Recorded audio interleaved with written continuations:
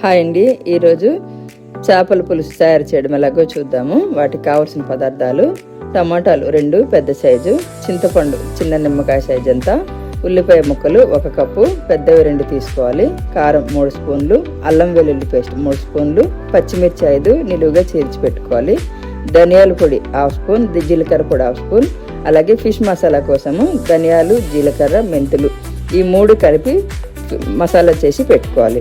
ఉప్పు రుచికి సరిపడా, కరివేపాకు డబ్బలు 3, కొత్తిమీర 1 కట్ట చిన్నది, అలాగే టమాటాలని ముందుగా మనము ఉడికించి పెట్టుకోవాలి. అందులో చింతపండు వేసి పులుసు తీసి దాన్ని రెడీగా పక్కన పెట్టుకోవాలి.